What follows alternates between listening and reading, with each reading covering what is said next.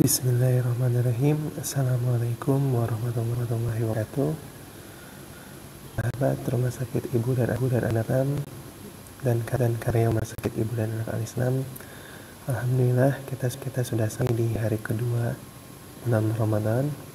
Kita akan lanjutkan kultum kita terkait dengan Asmaul Husna. Pada sesi-sesi awal ini kita akan bahas bagaimana terkabulnya doa. Sahabat Rumah Sakit Ibu dan Anak Al-Islam, Rasulullah SAW bersabda, ada 3 golongan yang doanya kemudian mustajab. Yang pertama adalah orang yang berpuasa hingga dia berbuka. Yang kedua, doa orang yang terzalimi. Yang ketiga, doa orang yang bepergian. Dari hadis ini kita bisa mendalami bahwa kemudian ternyata orang yang berpuasa doanya itu dikabulkan oleh Allah, mustajab doanya. Seperti yang kita bahas kemarin bahwa Allah Subhanahu wa taala memberikan beberapa keutamaan, baik itu secara tempat, baik itu secara waktu, ataupun baik itu secara person, secara orang, untuk mustajabnya doa.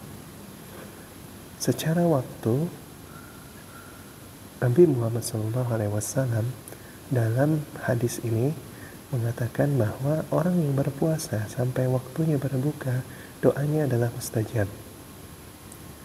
Nah, hal ini harus kita follow up dengan baik, karena jangan sampai kita kalah oleh iblis. Di dalam surat Al-Hijr ayat 36 ayat 3 sampai 37, Allah Subhanahu wa taala berfirman menceritakan tentang iblis.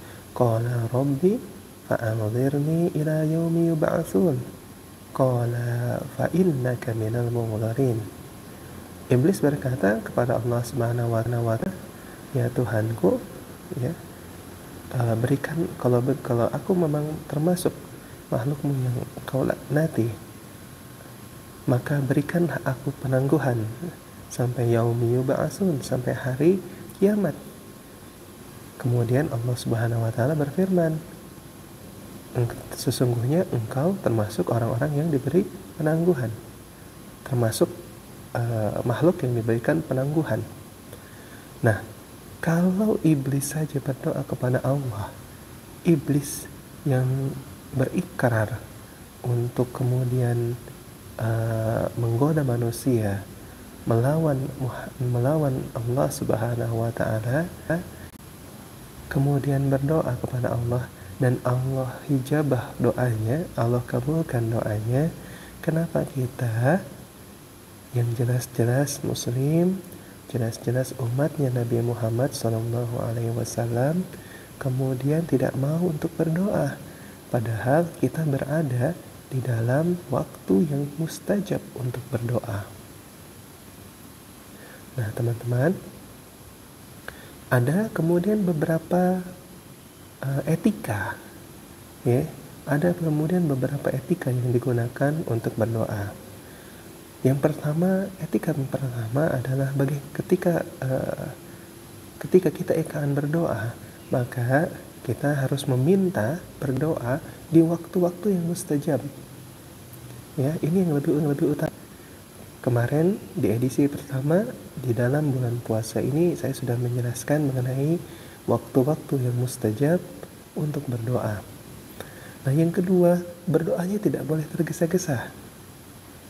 Jadi berdoa dengan tenang. Yang ketiga, berdoa menghadap kiblat. Karena arah yang paling baik adalah kiblat. Sehingga dalam berdoa pun lebih baik kita menghadap kepada kiblat. Yang keempat, kita mengangkat kedua tangan. Ya, kita mengangkat kedua tangan. Yang kelima, kita berdoa dengan keyakinan penuh bahwa doa kita akan dikabulkan oleh Allah Subhanahu wa taala. Ini penting. Kenapa? Karena iblis saja mengharapkan kepada Allah, lalu Allah istijabah doanya.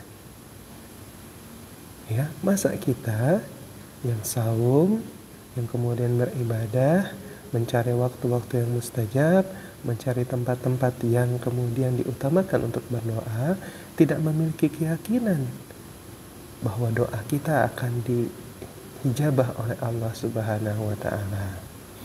Yang keenam, kita berdoa dengan khusyuk. Jelas, kenapa harus khusyuk? Kita menghadap pada Zat yang Maha Mulia, Zat yang Maha Menciptakan, Zat yang Maha Mengabulkan. Ya, jadi apa yang kita lakukan adalah khusyuk.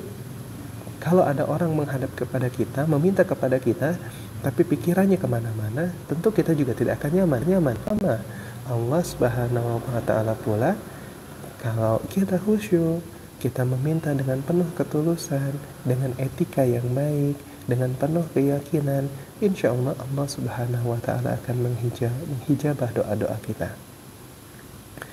Ya, kemudian sekali lagi saya ingatkan, iblis saja yang mendeklar war, yang mendeklar perang kepada Allah Subhanahu wa taala, masih meminta kepada Allah Subhanahu wa taala.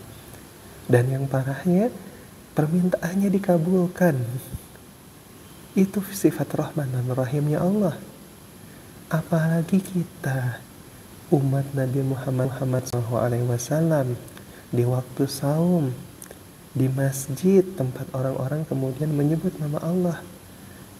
Insya Allah, ketika kita berdoa dengan penuh keyakinan, ketika kita berdoa dengan penuh kehusyuan, insya Allah doa kita akan dihijabah oleh Allah Subhanahu wa ta'ala. Ingat, doa yang paling utama dilakukan ketika bulan puasa adalah doa untuk bertaubat dari semua kesalahan dan dosa-dosa. Insya Allah kita semua bisa kita manfaatkan menit demi menit dan detik demi detik bulan Ramadan ini untuk menggugurkan semua dosa kita. Seperti hadis Rasulullah SAW, man shoma Ramadana imanan wa ihtisaban ghufira lahu ma taqaddama min dzambi. Baik, sahabat Rumah Sakit Ibu dan Al-Islam, teman-teman sekalian, selamat berdoa di dalam bulan suci Ramadan ini, karena doa merupakan ibadah yang utama yang dilakukan di dalam bulan Ramadan, yang terdapat dalam rangkaian ayat-ayat tentang Ramadan. Saya undur diri, mudah-mudahan kultum ini bermanfaat baik bagi kita semua. Yang benar hanya datang dari Allah, yang salah murni kesalahan saya sebagai manusia biasa. Wabillahi taufiq wal hidayah. Wassalamualaikum warahmatullahi wabarakatuh.